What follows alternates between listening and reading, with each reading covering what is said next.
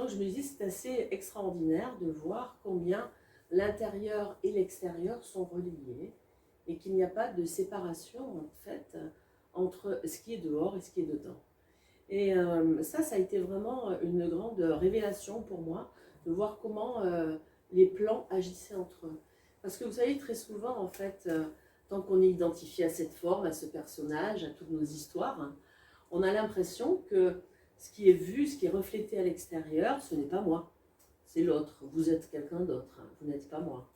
Ce que j'observe ici à l'extérieur, c'est externe, c'est la matière, c'est différent, il y a un espace entre ce que j'observe et ce que je suis.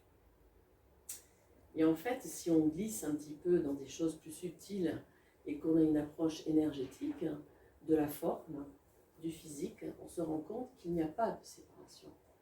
Et que si on va dans la dimension quantique qui aujourd'hui est connue, hein, cette théorie quantique, elle a plus d'un siècle puisqu'elle a été découverte dans le début du 1900. Et donc aujourd'hui on commence à peine à en parler, c'est vrai, de la médecine quantique, de cette approche, qui dit quoi? Qui dit que si on descend au plus profond de la matière, au plus petit, on descend de plus en plus, qu'on explose en fait cette matière, qu'est-ce qui reste? Il reste de l'énergie, il reste de la lumière, il reste le flux. Et donc c'est ça dont je vais vous parler aujourd'hui. Je vais vous parler de ce que nous ne pouvons pas voir et qui pourtant imprègne toute chose, et imprègne toute chose de la même façon. C'est juste les apparences qui changent, c'est le flux, c'est le chi, ce qu'on appelle le chi, qu'on retrouve dans les arts martiaux, qu'on retrouve dans toutes les traditions qui nous viennent de l'Orient, et que nous, en Occident, on a été quand même beaucoup moins familier à aborder. C'est quelque chose qui est arrivé, c'est vrai, beaucoup par l'Orient. Et donc du coup, quand j'ai fait chemin faisant, vous voyez, j'ai exploré après la décoration intérieure, pour pouvoir l'amener aux particuliers, puisqu'en fait je rénovais aussi pour les autres, j'ai découvert qu'il existait donc le Feng Shui. Et pour moi ça a été vraiment une révélation, quoi. Ça a été waouh!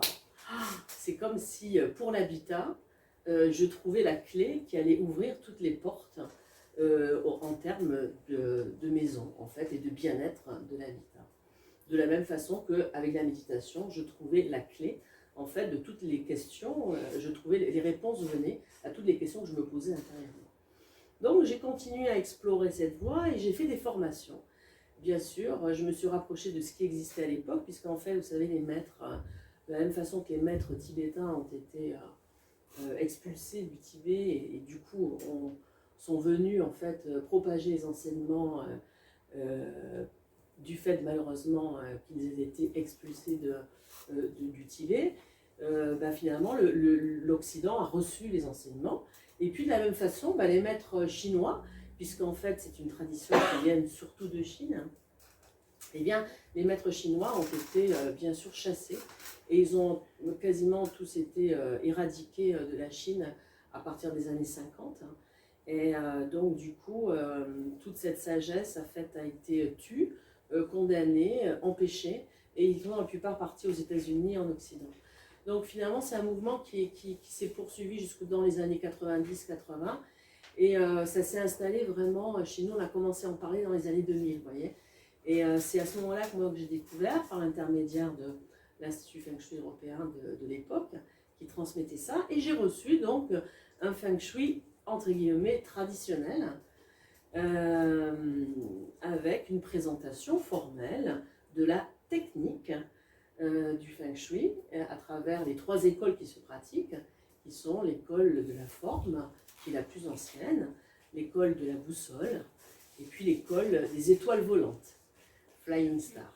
Donc elles ont toutes leurs spécificités.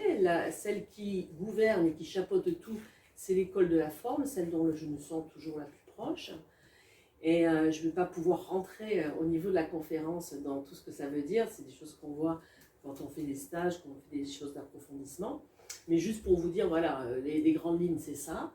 Il y a l'école de la boussole qui prend comme présupposé les orientations des points cardinaux, la façon dont est construite la maison et comment rentre l'énergie au niveau de son orientation. Et puis il y a l'école des étoiles volantes qui est plus récente et qui est un Feng Shui prédictif avec qui se réfère beaucoup à l'astrologie et donc à l'énergie des planètes au moment où la construction a été ouverte, qu'on a ouvert le sol pour faire les fondations, et où l'énergie céleste est descendue en donnant une impression en fait au niveau des étoiles. Et donc là, par contre, donc c'est plus récent, ça s'est rajouté, ça s'est empilé. Et quand on a une approche du feng shui traditionnel, on va, si vous voulez, empiler les grilles de lecture. Donc on va ajouter une grille de lecture, une grille de lecture, et ça finit par donner un panorama. Ok, ça c'était bien, jusque dans les années 2000 et quelques, 2013 comme dirait Louisa, quand je suis venue ici, où je sentais bien que tout n'était pas réglé, et que j'avais effectivement ingurgité, appris beaucoup de choses, et expérimenté, parce qu'au travers de mes rénovations, c'est ça qui avait de génial, c'est que je pouvais directement dans la matière appliquer ce qui m'était présenté. Et donc j'en faisais l'expérience et j'étais déjà ravie de ce que les transformations que je voyais, tout ce que ça m'apportait, tous les éclairages. Quand je lisais les magazines de télé, quand je lisais les suppléments de déco de Marie-Claire ou elle, finalement je voyais qu'on parlait beaucoup de recettes qui ne correspondaient pas à ce que j'avais appris, mais qui finalement pouvaient s'apparenter à ce feng shui qui m'avait été donné. Très technique, avec une façon de dire qu'on doit mettre telle chose à l'est parce que c'est plus favorable, on doit utiliser le bois à cet endroit-là, et il vaut mieux avoir une plante crassula en secteur sud-est pour amplifier la richesse. Mais en même temps, je sentais qu'il y avait quelque chose de transcendantal et d'universel qui n'était pas là. Et donc j'ai continué effectivement à me remettre en question, et là d'autres choses sont arrivées. Et c'est aujourd'hui ce que je donne. Voilà.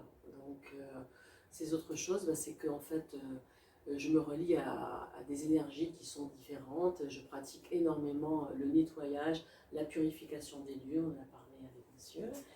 Mais je suis bien au-delà, si vous voulez, aujourd'hui, si vous voulez, souvent quand on aborde le feng shui, on peut des fois faire peur aux gens parce que, et certains peuvent en témoigner, ceux qui ont eu cette approche et qui ont fait venir des experts chez eux, on peut même faire peur parce qu'on va vous dire « Oh là là, c'est très mauvais pour toi, tu as une porte d'entrée qui n'est pas du tout bien placée, qui est une catastrophe, tout ça, il ne faut pas que tu vives là parce que justement tu ne vois pas les eaux polluées, tout ça. » Bien sûr que tout ça existe, mais le plus important que j'ai envie de vous transmettre aujourd'hui, c'est que tout ce qui est reflété à l'extérieur n'est que le reflet de ce que nous sommes, messieurs, dames. Et donc tout ce qui vous apparaît, tout ce qui surgit en vous, tout ce qui apparaît dans l'habitat, n'est que le reflet de ce que je suis. Et si vous avez attiré cette maison, c'est parce qu'il y a quelque part en vous une vibration qui est en harmonie avec ce que vous vivrez aujourd'hui. Et ça, c'est quand même un constat, si vous voulez, qui a l'air comme ça simple, mais qui est en fait toute la synthèse de mon travail aujourd'hui, et qui fait qu'aujourd'hui, je peux présenter une conférence qui s'intitule « Ouvre-moi ta maison et je te dirai qui tu es ». Effectivement, aujourd'hui, si vous m'ouvrez votre maison, si vous me faites venir chez vous, vous révélez ce que vous êtes en fait.